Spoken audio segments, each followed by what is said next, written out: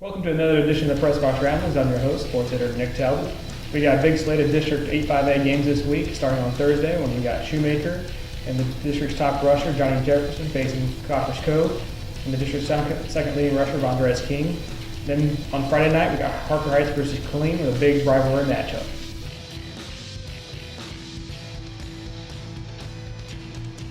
I'm Kevin Posival with KHPressbox.com, and I'm joined here by Clay Whittington, and we're going to break down Thursday night's game between Shoemaker and Copperas Cove.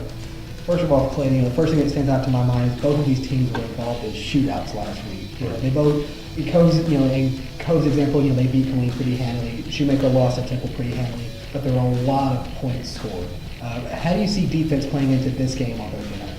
I think defense is going to be huge, especially on Copperas Cove's side, because you're facing off against Johnny Jefferson, obviously one of the best talents in the district, and I think defensive line play is going to be huge for Cove.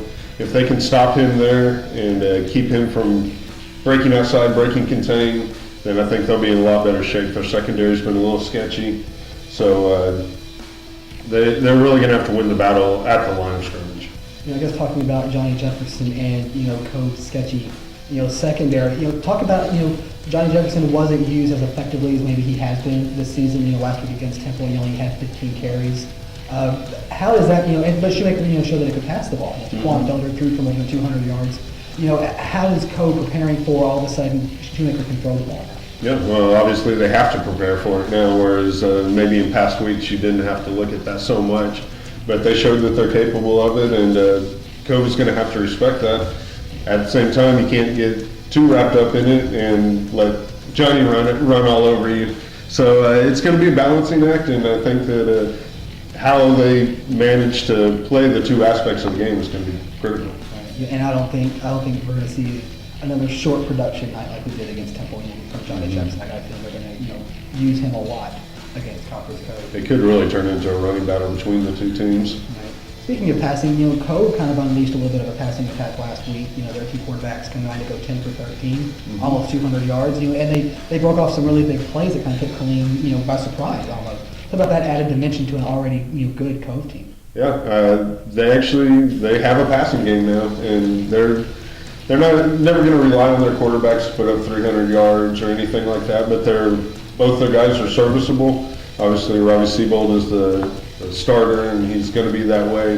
But Nick DePrisco can come in and he can fill in admirably when needed to. But they do have that dimension, and I think that other teams have to start accounting for it now.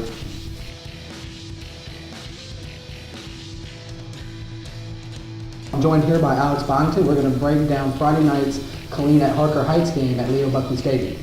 First off, Heights is coming off a huge win, kind of puts them right back in a position to make one of the playoffs. Talk about the surge of confidence that these Knights have right now going into this big game against Killeen. Oh yeah, they know right now that their defense is up to par to shut down any of the offenses in the district. Belton coming in as I think the fourth best offense, but with the playmakers they have, the Durham Smythes, the Derek Bates, the Peter Shelbournes, that offense is dynamic. And the fact that they shut them down and didn't allow a single touchdown, a single point from them, gives them a whole lot of confidence going into this game, where they feel they can do the same thing potentially. They know Killeen's offense is a little bit more dynamic, a few more playmakers, but they have the confidence that maybe they can pull two. They know it's hard to do, but. Last week Killeen struggled offensively against Cove's defense. They struggled passing the ball for the last 2 weeks. Where is Cove? Where is Heights secondary? Because it seems like Killeen's going to kind of stick to that break open game play that they're looking for, just to give their team, kids some confidence, especially after the beating they took last week against Cove. Well, that's where their best playmakers are. The Tyrell Stokes, the Samson Grays, the Jalen Cruz, the Nashawn Hughes, who's essentially a huge safety playing linebacker. So, and then they got a couple of Jonathan Burton, a converted running back that's now playing linebacker that loves just to hit and just loves to lay the wood. And so, they have their best playmakers on that side of the ball. Their two levels are probably the best two levels in the district, bar none. Again, Nashawn, for the most part, shut out Durham Smythe. 6'6", 230-pound tight end that's going to Texas. Nashawn Hughes got the tip, on the last jump ball pass to potentially tie the game, fourth down, and he got that. I mean, he shut him down to no catches last week. I just talked to Nashawn a little while ago. He thinks he can do the same to some of the Killeen receivers. They know they have talent outside the ball, but they have confidence, and that's the thing that they didn't have 3 weeks ago. And that can carry them a big way. I do want to talk about kind of that progression. That offense has been putting up points, but the defense has been allowing a lot. I mean, 41 in a win. They lost by 1, and then last week 63 points to Cove. Talk about that. Well, I think they just went up against a monster in that Cove defense. And then Cove came out and threw the ball pretty well against Killeen. And I think that kind of took the roots off their game a little bit. They were anticipating a very run-oriented, effort that night. But that defense it's been a very much a bend but don't break defense all season long. I think the problem is that final non-district game against Round Rock Stony Point. For the first 2 games of the season, Killeen's defense has been been clutch in the fourth quarter. They made big stops when they need them when the game's close. But they couldn't get those stops until that 2-point conversion being a Stony Point. So I think right now that Killeen defense is just a little, maybe lost in their swagger a little bit. And after what happened against Cove, they're going to be a little on the they're still looking for that confidence that they had for those first couple of games where they knew they could come up with the stop that they needed for. Well, that's the thing. Is Heights' offense has been the liability so far. 13 turnovers for the first 3 games. No turnovers against Belton.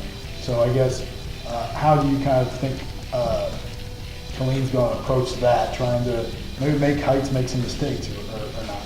I think that's going to be key. The Killeen defense is definitely going to try and force some turnovers. They did a really good job against Cove last week. They forced 4 so from those guys, and they just couldn't score off of it. So that's kind of where they got in the big hole. I think the key for Killeen is they got to score early. Especially against the Heights defense, they've got to get some confidence. Otherwise, that Heights defense is going to get more and more confident. I reading your story the other day, I could see that's what happened in the Belton game. The more stops they had early, the more confident they got, and they just got another level of energy. Killeen struggles all year long at scoring early. They get some scores on the board early and put the pressure on the Heights offense.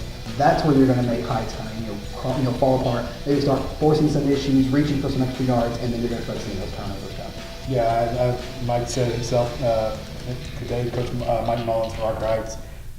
Winning the turnover battle is key. If they can avoid turnovers or at least get force more than they give up, Mike feels pretty confident. So I think that's going to be the key. If they can avoid the turnovers, then it'll be a close game. If they start kicking the ball around like they've done in the past, this could be a long one from Harker Heights.